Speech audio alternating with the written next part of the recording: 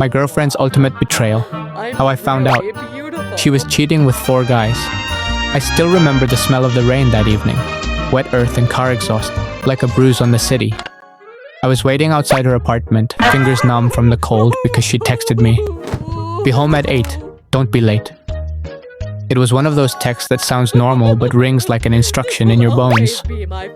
I paced, I checked my watch, I rehearsed a joke in my head, something to break the quiet. At 8:30 she walked out with her hair undone, umbrella dripping, smile like nothing had happened.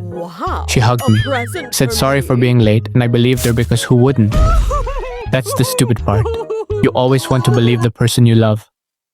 We got inside and she made tea like nothing was different. I watched her move around the kitchen and tried to read her eyes, hands, posture. She laughed at a joke I didn't make. She hummed a song wrong and blamed the radio. Halfway through the cup, I noticed something on her phone. The edge of the screen glowing with a message preview. It was just a sliver, but long enough to show a name I'd never seen before. Daniel, it said. Miss you. My chest tightened like someone had put their hand on it. Now, I'm not proud of what I did next. Maybe that's the part that makes this story honest. I picked up her phone. I told myself I'd only check the message, get the truth, and close it, like ripping off a band-aid. But when you open one message, you open an entire drawer. There were texts, calls, emojis, too many miss yous, too many good nights. And then there were names stacked like a poker hand. Daniel, Arjun, Sam, and Ravi. 4. 4 guys. And not one of those was an accident or a drunken one-night thing. It read like a full-time job. I sat down on the couch and watched the ceiling fan spin, pretending the world was a slow film reel. Why me? Why now? Your brain tries to be logical.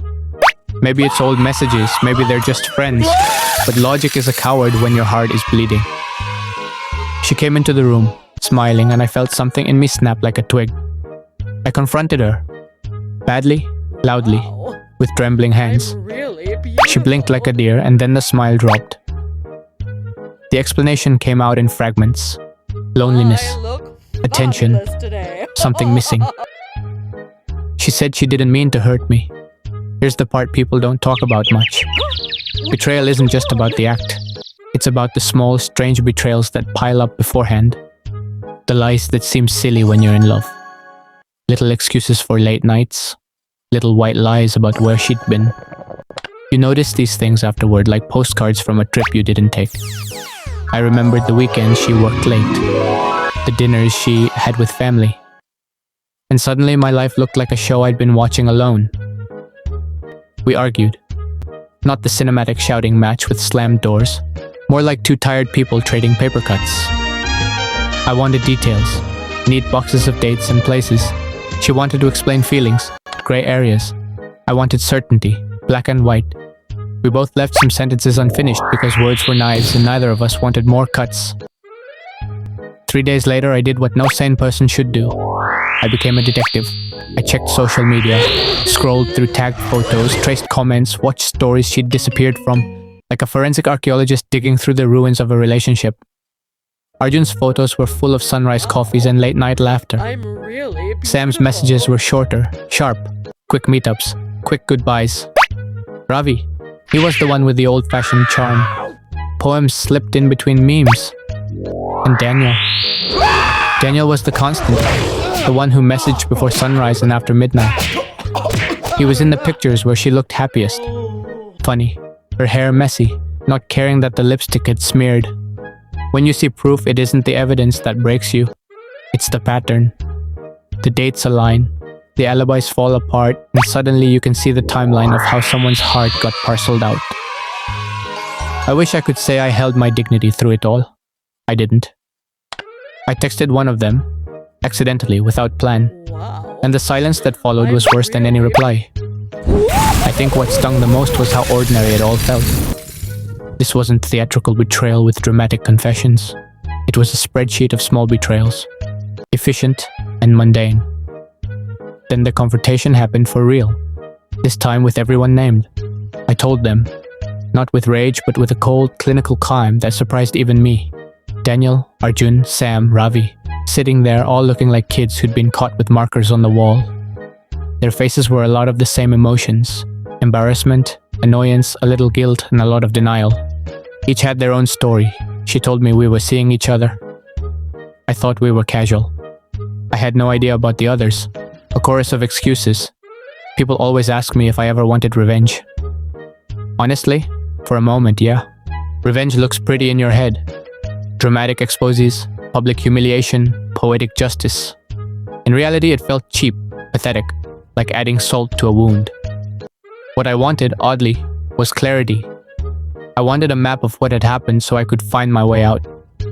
The truth was blunt and ugly and in the end necessary. After it all, she left. Not in a dramatic storm, but quietly, like the last page of a book sliding shut. She packed her things, left a note on the kitchen table.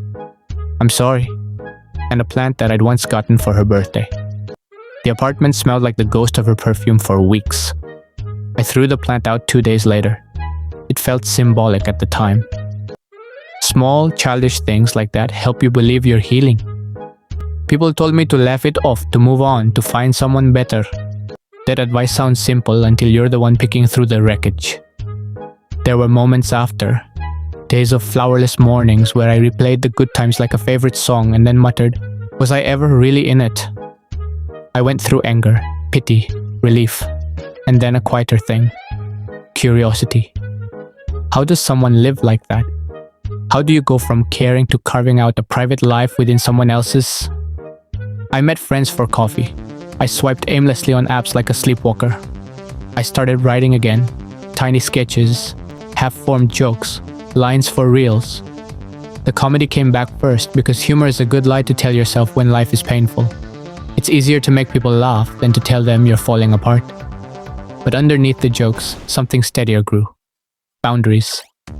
I learned to ask the small questions early, to notice little mismatches between words and actions. I learned that trust is a slow thing, and once burned, it becomes cautious. Looking back, the thing that surprised me most wasn't that she cheated with 4 guys. It was that I could still talk about it. It was that the person standing in front of me, full of shame and excuses, was also someone I had loved enough to share groceries with, argue about movies with, pretend to fall asleep to. People aren't cartoons. Betrayal isn't a headline. It's messy, human, and always more complicated than you think. If there's one lesson here, one that's actually useful, it's this. Protect your heart without turning it into a fortress. A fortress keeps everyone out, including the people who actually deserve to be in. Talk earlier, ask the awkward questions, hold people to their small promises, and when the worst happens, don't rush revenge. Build a life so interesting that the betrayal becomes a footnote, not the whole story. So that's how I found out. 4 guys, a trail of messages, and a quiet ending. It hurt like hell. It also taught me a lot about who I am, what I won't tolerate, and how to get up again. Tonight, if you ask me, I'll joke about it. Tomorrow, I might write a sketch about the absurdity of modern love.